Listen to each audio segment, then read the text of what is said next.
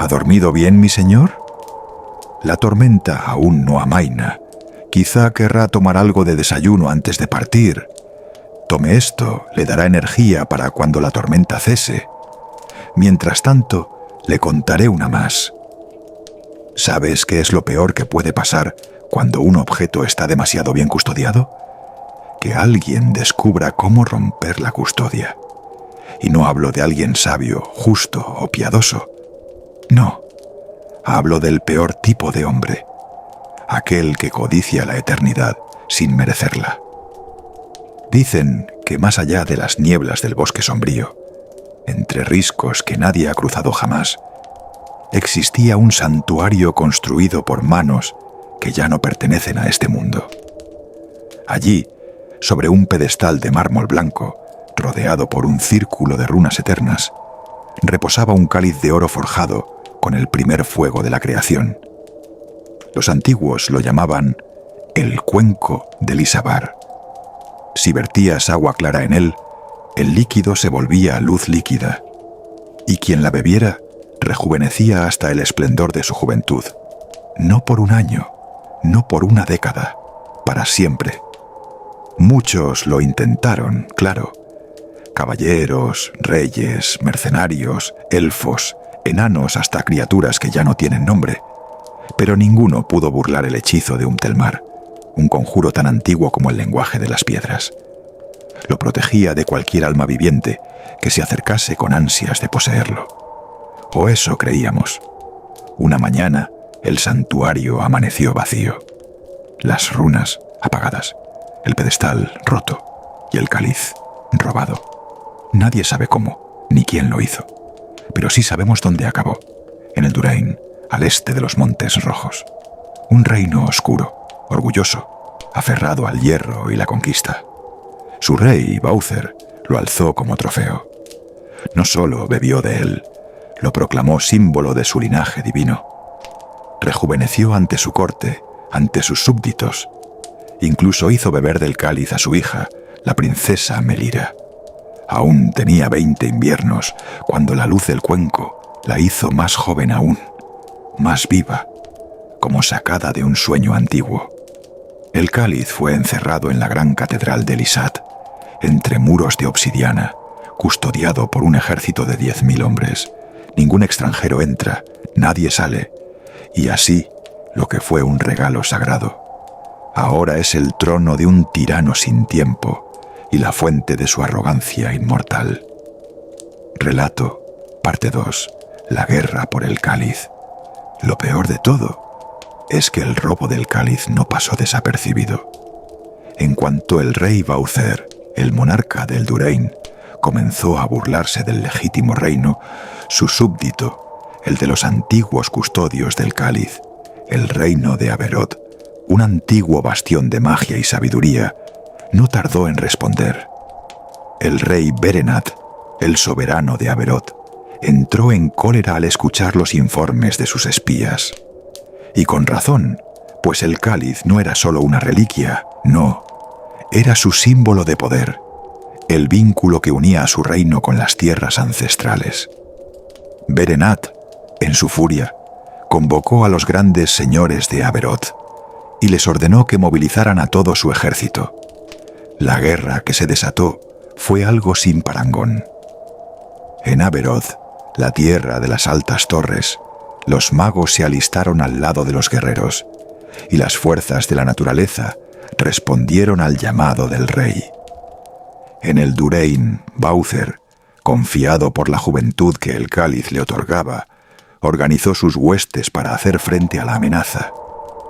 Pero el cáliz no era solo el centro de un reino, sino de una lucha por el poder. Y no solo los reinos directamente implicados se veían arrastrados por la codicia. Disculpe la pausa, mi señor. Voy a servirme un poco de cerveza para aclararme la garganta. Lo siento, continuaré con la historia. Verás, los reinos colindantes no tardaron en inmiscuirse. Las tierras de Rabara, un reino de comerciantes y diplomáticos, vieron en el cáliz una oportunidad para obtener riqueza sin igual. Aunque, a diferencia de los otros, no deseaban la posesión del cáliz, sino controlar las rutas comerciales que surgen de la guerra misma. Mandaron mercenarios y alquimistas para influir en el conflicto, esperando que los bandos se desgastaran y quedara espacio para sus propios intereses. Pero no fueron los únicos. Los antiguos reinos del norte, más alejados del epicentro del conflicto, también querían un trozo del pastel. El reino de Almora, famoso por sus guerreros de hielo, invadió las tierras intermedias con su ejército de vikingos bárbaros. No querían el cáliz, sino el control sobre las tierras de Aberoth, que les ofrecían tierras fértiles para su pueblo. En cuanto la guerra estalló, se vieron como una gran oportunidad para reclamar lo que consideraban suyo. Y por si fuera poco, las tierras de los desiertos de Hirid, que nunca habían sido parte del conflicto, también se unieron al caos. Los nómadas del desierto, que se sentían marginados por los grandes reinos, vieron en la guerra la oportunidad de forjar un imperio propio.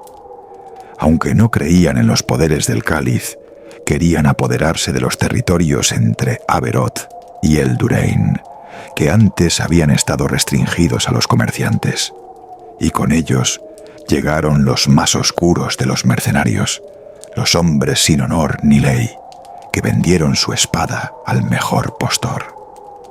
Así fue como los campos de batalla se extendieron, no solo entre Eldurein y Aberoth, sino por casi todo el continente.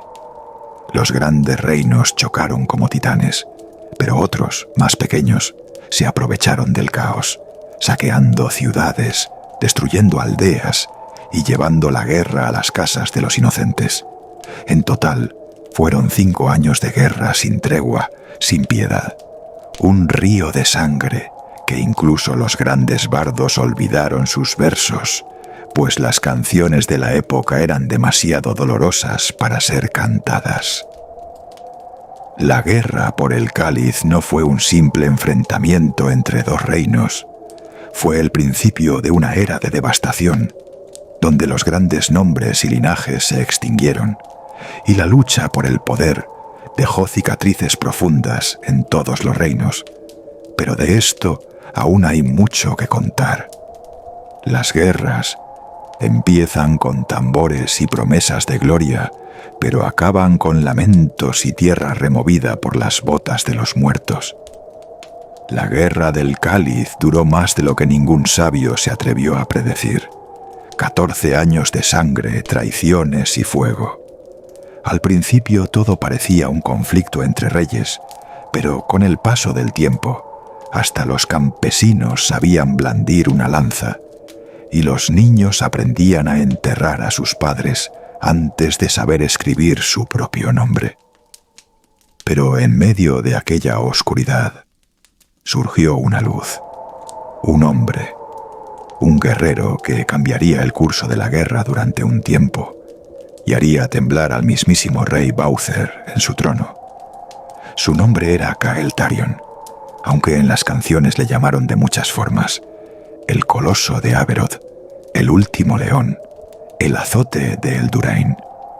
Fue hijo de un herrero, criado entre el fuego y el hierro, y sus primeros enemigos fueron los bandidos que saqueaban su aldea. Cael era más que un hombre, era la voluntad de todo un reino encarnada en un solo cuerpo. Dicen que peleó en más de 100 batallas y que su espada, llamada Durnael, nunca tocó el suelo, ni una sola vez. Tenía el don de unir a las gentes, no solo por su fuerza, sino por su compasión. Liberó fortalezas sitiadas, rompió líneas enemigas él solo, y hasta capturó a 3 generales de Eldurein en una sola noche, en la famosa emboscada de Tumberak. Pero ni siquiera el más noble de los guerreros puede luchar contra el destino. Aberoth estaba cansado, roto, agotado. Las cosechas no daban fruto, los magos morían sin sucesores, y los aliados del reino comenzaron a retirarse, uno a uno. Baucer joven por el cáliz, tenía tiempo y recursos. Lento y metódico, fue cercando a Cael y a su gente. Las últimas batallas fueron desesperadas. En la Loma del Cuervo, Cael y su ejército resistieron durante 13 días contra 5 veces su número. Y aún así, cayeron. Cuando Cael murió, cayó con él el último aliento de Aberoth. La capital, Belaran, fue sitiada durante 6 lunas y finalmente arrasada. El rey Berenat fue ejecutado en la plaza central y el cáliz fue llevado en procesión hasta la gran catedral negra de Eldurain, donde aún dicen que lo custodian como si fuese un dios. Aberoth dejó de existir. Su historia, sus ciudades, sus templos desaparecieron bajo las cenizas.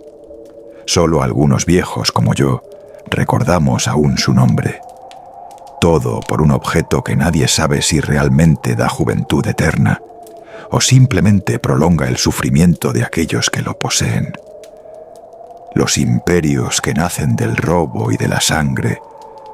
El reino del Eldurain creció como un monstruo tras la guerra. Expandió sus fronteras, doblegó ciudades, hizo arder bibliotecas y levantó estatuas de su rey en cada rincón conquistado.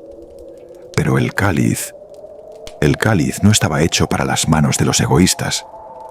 El rey Baucer, embriagado por su poder, nunca permitió que ninguno de los suyos probara una sola gota del agua sagrada.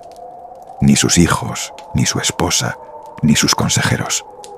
Todos murieron con los años, uno por uno, y él permaneció joven, incorrupto por fuera, pudriéndose por dentro.